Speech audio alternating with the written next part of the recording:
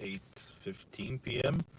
I'm adjusting my camera for better view. Okay. Until some people will come in, I'm going to describe a little bit. Since this is a live video, I'm going to describe a little bit what I am going to do very briefly, and then we'll proceed with the reversing. Basically, um, I'm going to do a reverse exercise, and one thing to start off, because I see many people do this wrongly, as when you are driving in reverse, it is very important that you do it very slowly. Why? Because you have several restrictions. For example, if you're looking to that side, automatically something can happen here and you forgot it. It's very different. The psychology of driving in reverse is very different than driving forward. Because when driving forward, you have all the view from, it's like 180 degrees, right? And you also have the view of the rear view mirror, so you have quite a good view. But when you are reversing, um, I don't know how to understand it now. I don't know how to explain it just right now.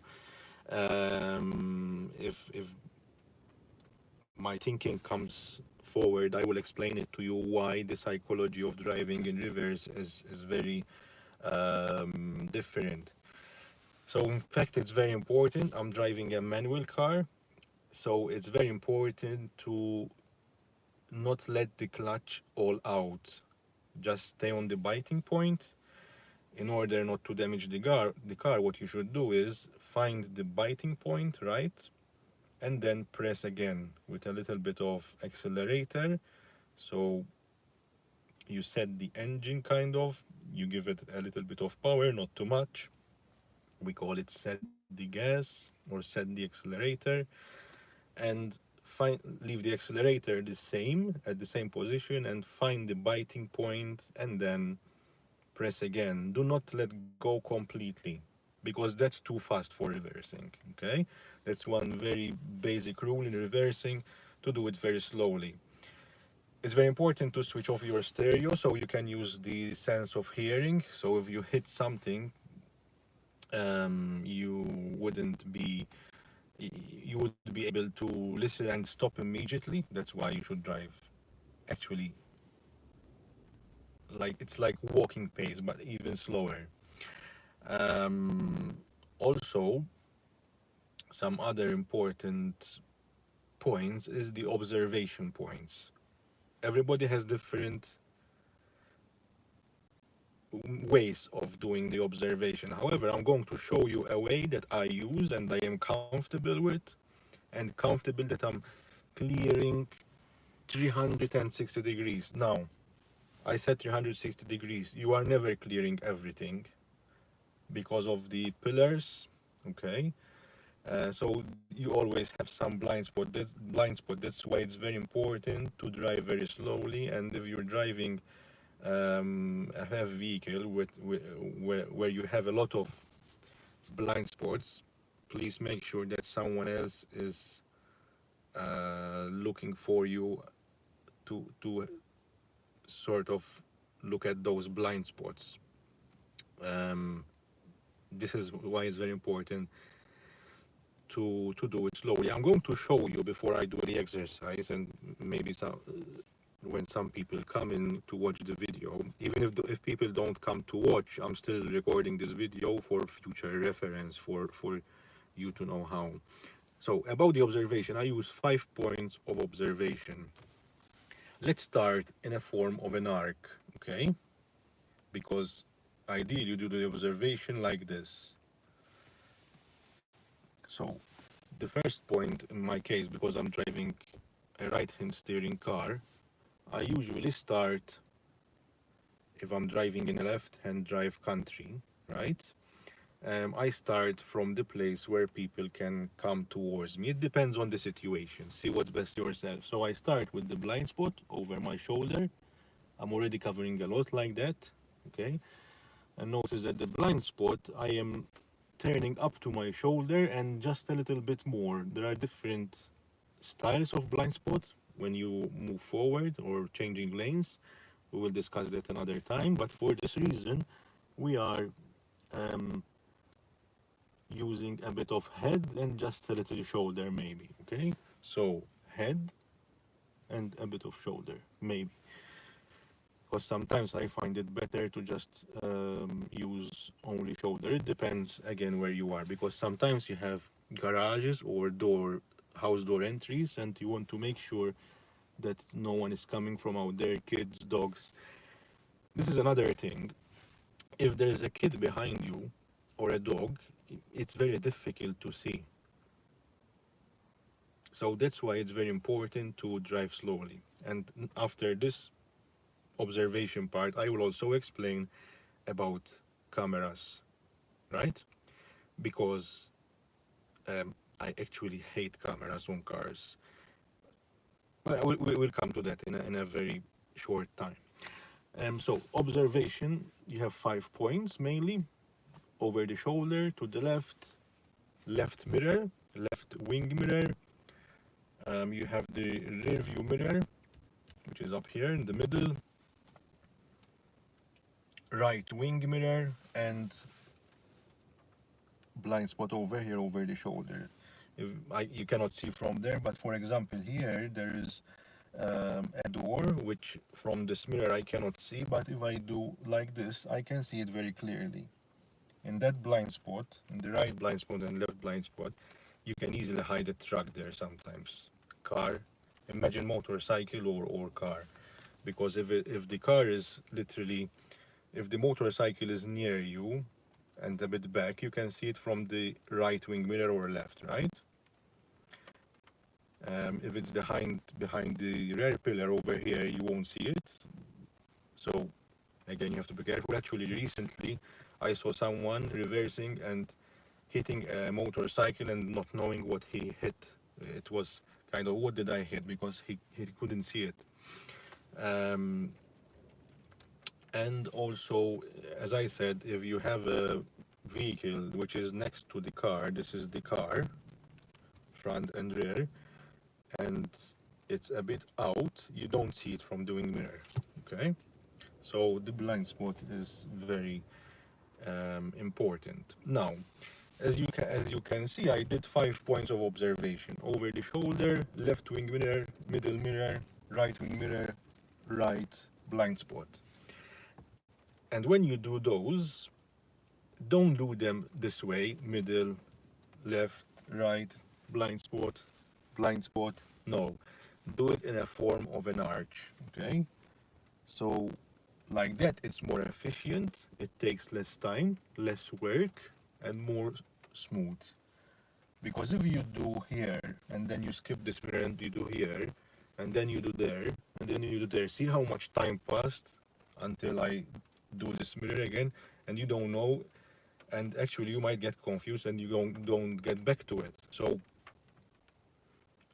it's very, a point where you can easily miss something. So it's very important in a form of an arch, back to that one and back there, and you start again making sure to focus on each mirror, but briefly, okay?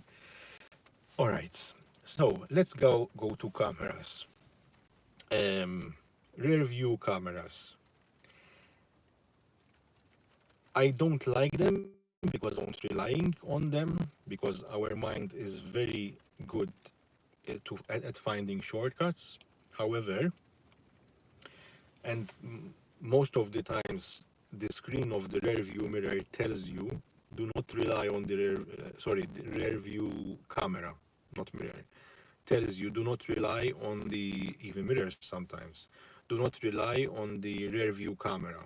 Make sure to also check with your eyes. In fact, the only time I like to use rear view cameras is if I have a large vehicle, I or a new vehicle that I'm driving, not new, I mean brand new, a vehicle that I didn't drive before, and I have no awareness of its size, and I want to park and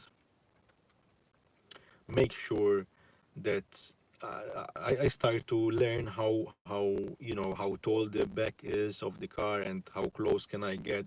So that's the only reason I use it. In fact, you are adding another point of observation like that, and it might interrupt you.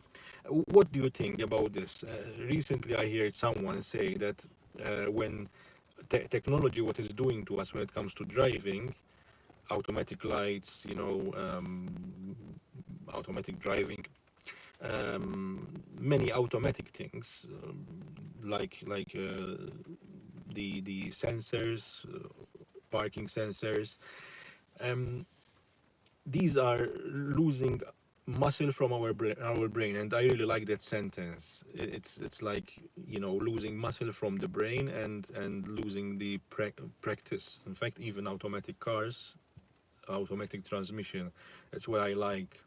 It's nice to sometimes drive an automatic car, but the more automatic stuff you have, the less active your brain is, and the more chance to have an accident. Anyway, that's maybe a subject for the future. I don't want to take a lot of time on this, but this is very important for these kind of exercises. So I'm going to start the car, okay, and show you the exercise. Again, feel free to comment and ask me questions. I will be more than happy to replying comments, or even better, I will do videos based on those comments. Subscribe if you want to know more. Let's start the exercise, right? So I'm going to start the car, make sure it's on neutral, handbrake. I check the handbrake before to make sure it's secure. My clutch, my left foot is on the clutch, all in. Sorry, that's the dash cam. And also I'm covering the brake just in case I start and the car starts moving. That's the car on. It's getting a bit between light and dark, and this is the worst time for the eyes because they are going to transition. So I'm going to put the lights on. It's very important. When you don't have sunshine, even if it's during the day, put the lights on. It's much safer. Um, and I will start the exercise. So I put it in reverse. I'm telling you what I'm doing because obviously you're not seeing my clutch and all. I'm a bit of an I'm a bit on a downhill over here, facing forward, right? Downhill. So I have the handbrake up. I find a bit of, I press a bit of accelerator, find the biting point, and the car is moving. You can see it from the right side of the screen. I'm holding on the biting point, watching all points before I start and do the arch formation. If you notice, I'm finding the biting point, right? And pressing in again. If you are on uphill, you are lucky because you can hold the clutch in, still place it in reverse. Why? Ask yourself why. Okay, write it in the comments why you should still place the car in reverse if you are on an uphill. So going backwards, down kind of. The car is approaching, I stop a little bit, let them pass. When there are people around you, or animals, or children, whatever, stop in reverse so you can see what they are doing. Actually, even when I move forward, if there are people around me, I don't like to move. I use one hand on the steering. This is mostly for beginners, what I'm saying. I find it comfortable like that. In the middle, my hand is in the middle if I want to turn left. Okay, see how slowly I'm doing it? Okay, maybe too slow because I'm talking also, but notice that I'm watching also my left side, which you cannot see from the camera. Over there is a door for a symmetry. Make sure no one is coming out, the door is closed, so I feel a bit more secure. Sometimes that's worse, because where you feel secure usually are where usually things come where you don't expect them. Let me put it that way. over here and I'm in a parking space. Ideally you find something like that. I came here so I be able to not be interrupted while doing this exercise. Just behind me on the left there's a road, so I'm making sure no one is approaching from deep down into the road. Okay, we can stop there and now move forward to the original place. Ideally you do this here and do some repetitions so you get the you get accustomed to using the biting point and pressing the clutch again, finding the biting point, you know. No, don't let all the clutch go, as I said, as if I was driving now forward. I found the biting point at the beginning, but I released the clutch only once and continued because forward the vision is much more clear. I think that was, well, I was going to say that was all. I'm sure there is much more to talk about in reverse. Let's move a bit forward so that light over there wouldn't be interrupting our camera. Okay, there's no one around us. As I said before, look for a parking space where there are no people, but since you are not expecting people, you have to be more careful because your mind is kind of comfortable. Let me switch off the car. It's kind of comfortable, so it's kind of you rest, right? So you're not prepared for something to happen. I see one viewer. This was, since they came in just now, this was about reversing. If you have any questions, ask me now. I will be able to answer. Thanks also for the like. And you can also see I will make the video public later. So I see no questions now. So I'm going to stop this live feed over here. Once again, feel free to ask me any questions and I will be more than happy to answer. There's another viewer. Let's hold on for a few seconds. Maybe they have some questions. For the viewer that came just in now, the video was done, was ready. But if you have any questions, I am more than happy to answer. Okay, no questions. I should end this video here. I wish you a good day or good night or good afternoon. Here is good night. You see the mountains behind me, very nice place. Ciao.